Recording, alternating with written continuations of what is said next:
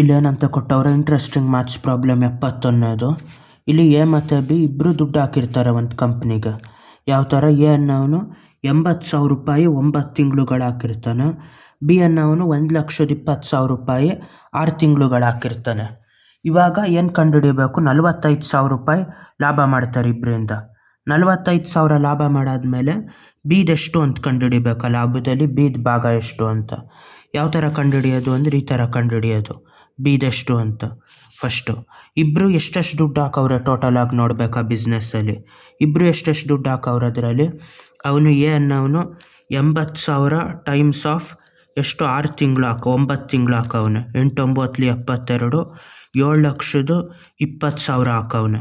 ಅದೇ ಥರ ಬಿ ಎಷ್ಟು ಹಾಕವನೆ? ಎ ಹಾಕಿರೋದಿಷ್ಟು, ಬಿ ಹಾಕಿರೋದೆಷ್ಟು 1,20,000ನ ಎಷ್ಟು ತಿಂಗಳು ಹಾಕಿರೋದು? 6 ತಿಂಗಳು. 12 6ಲಿ ಅವನು 72. ಹಂಗಾದಾಗ ಅವನು ಹಾಕಿರೋದು 7,20,000 ಆಗೈತೆ. ಹಂಗಾಗಿ ಬಿನು 7,20,000 ಹಾಕವನೆ, ಏನು 7,20,000 ಹಾಕವನೆ. ಅದು ಎಷ್ಟು ತಿಂಗಳಿಗೆ? ವರ್ಷ ಕೊನೆ ಆದಮೇಲೆ ಆ ಥರ ಅಲ್ಲ, ಎಷ್ಟೋ ದಿನ ಆದಮೇಲೆ ಪ್ರತಿ ತಿಂಗಳು ಹಾಕವ್ರೆ, ಎಷ್ಟೋ ದಿನ ಆದಮೇಲೆ ಪ್ರಾಫಿಟ್ ಬಂದೈತೆ. ಹಿಂಗೆ ಬಂದಿದ್ದಾಗ ಈಗ ಎಷ್ಟಾಗಿರ್ತದೆ ಅಂದರೆ ಇಬ್ಬರು ಅರ್ಧ ದುಡ್ಡು ಹಾಕಿರೋದ್ರಿಂದ ಪ್ರಾಫಿಟಲ್ಲಿ ಅರ್ಧ ಆಗಿರ್ತದೆ. ಯಾವ ಥರ ಅಂದರೆ 45,000ದಲ್ಲಿ 22,500 ರೂಪಾಯಿ ಅವನದು ಬಿದು ಲಾಭ ಆಗಿರ್ತದೆ ಇದರಲ್ಲಿ. ಅದೇ ಥರ ಬೇರೆ ಥರ ವೇರಿಯೇಷನ್ ಮಾಡ್ಬಿಟ್ಟು ಕೇಳ್ಬೋದು ಇದನ್ನು. ಇದು ಕೇಳಿರೋದ್ರ ಬದಲು ಲಾಭ ನೆಕ್ಸ್ಟ್ ಎಷ್ಟಾಗಿರ್ತದೆ? ಇವನು ಇನ್ನೂ ಇಬ್ಬರು ಯಾರು? ಎ ಮತ್ತು ಬಿ ಆಯಿತು. ಇಲ್ಲಿ ಪಿ ಮತ್ತು ಆರ್ ಅನ್ನೋರಿಬ್ರು ಇರ್ತಾರೆ. ಇಬ್ಬರು ಎಷ್ಟು ದುಡ್ಡು ಹಾಕಿರ್ತಾರೆ ಒಂದು ಬಿಸ್ನೆಸ್ಗೆ? ಇವನು 1,000 ರೂಪಾಯಿನ 5 ತಿಂಗಳು ಹಾಕಿರ್ತಾನೆ. ಇನ್ನು 1,000 ರೂಪಾಯಿ 5 ತಿಂಗಳು ಹಾಕಿರ್ತಾನೆ. ಅದೇ ಥರ ಇವನು 2,000 ರೂಪಾಯಿನ ಎಷ್ಟು ತಿಂಗಳು ಹಾಕಿರ್ತಾನೆ? ಇವನು 15 ತಿಂಗಳು ಹಾಕಿರ್ತಾನೆ. ಇವಾಗ ಇಬ್ಬರು ಸೇರಿ ಎಷ್ಟು ಲಾಭ ಬಂದಿರ್ತದೆ? ಇಬ್ಬರು ಸೇರಿ ಆಮೇಲೆ ಕೊನೆಯಲ್ಲಿ ಎಷ್ಟೋ ದಿನ ಆದಮೇಲೆ 5,000 ರೂಪಾಯಿ ಲಾಭ ಬಂದಿರ್ತದೆ.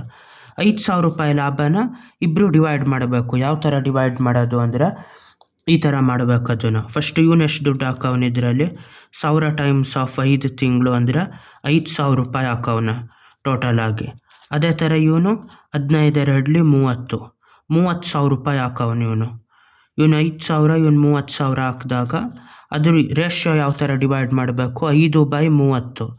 5/30 ಅಂದರೆ 5 1ಲಿ 5 6ಲಿ 1:6 ಥರ ರೇಷಿಯೋದಲ್ಲಿ ಡಿವೈಡ್ ಆಗಬೇಕು. ಅಲ್ಲಿಗೆ 7ರಲ್ಲಿ 1 ಭಾಗ ಇವನಿಗೆ ಸಿಗಬೇಕು, ಪಿ ಅನ್ನೋನಿಗೆ. ಆರ್ ಅನ್ನೋನಿಗೆ ಎಷ್ಟು ಸಿಗಬೇಕು? 6 ಭಾಗ ಸಿಗಬೇಕು 7ರಲ್ಲಿ. ಆವಾಗ ಇದನ್ನು ಡಿವೈಡ್ ಮಾಡಬೇಕು. ಇವನಿಗೆ ಪಿಗೆ ಎಷ್ಟು ಸಿಕ್ಕಿರ್ತದೆ?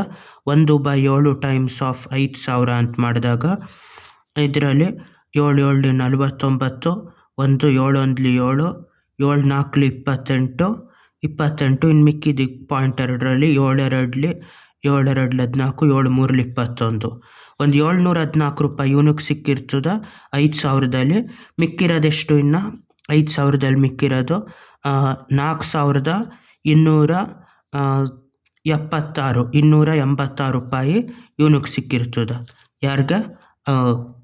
ಆರ್ಗೆ. ಪಿಗಿಷ್ಟು ಆರ್ಗಿಷ್ಟು ಸಿಗ್ತದೆ. ಬಾಯ್.